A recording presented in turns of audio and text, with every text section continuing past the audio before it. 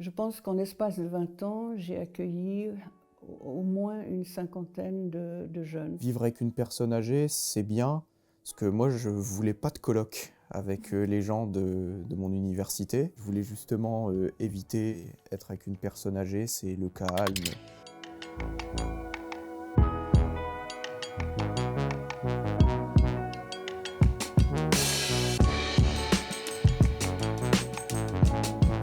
Je m'appelle Marie-Claude Baroche et j'accueille 3 jeunes en colocation dans cette maison. L'un vient du Pas-de-Calais, qui est étudiant à Sciences Po. Morane est étudiante en lettres classiques. Pia est une jeune Libanaise que j'ai connue par des amis libanais qui vivent à Nancy. J'ai la chance d'avoir une belle maison, spacieuse, et je vois qu'eux-mêmes apprécient d'être ici, donc ça fait plaisir. À la maison, il y a 3 étages. Alors au rez-de-chaussée, on a la cuisine, des parties communes avec en dessous la cave pour stocker et faire notre lessive. Au premier étage, il y a ma chambre, celle de Pia, celle de Madame Baroche. Et puis au dernier étage, il y a la chambre de Valentin, notre salle de bain. Un certain nombre d'étudiants viennent de milieux modestes et donc la location est inférieure à ce que payerait un étudiant, par exemple, en résidence universitaire. Ce qui me revient des locations me permet d'entretenir la maison. Alors moi, ma chambre, c'est la plus petite.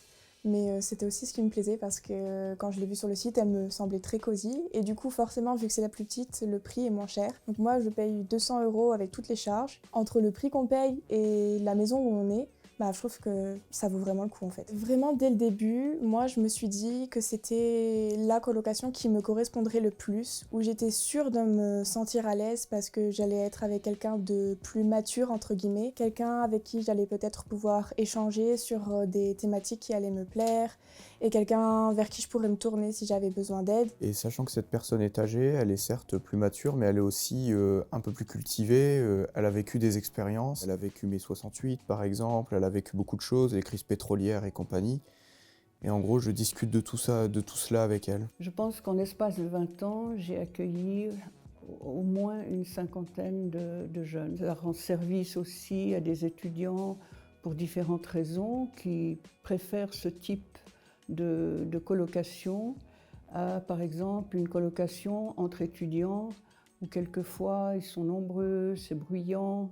Ce que recherchent, j'ai remarqué, les jeunes qui viennent ici, c'est le calme, la tranquillité. Je ne leur demande pas grand-chose parce que je n'en ai pas besoin. Si j'avais un souci un jour, je sais que je pourrais compter sur eux. Est-ce que ça me maintient jeune d'avoir de la jeunesse autour de moi? Oui, sans doute.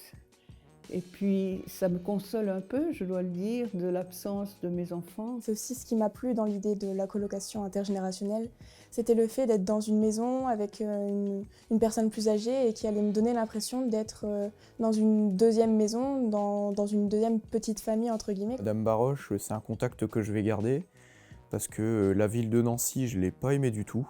Mais par contre, Madame Baroche, c'est une personne qui est comme ça, qui est super. C'est un peu comme dans une famille, on prend un peu soin les uns des autres.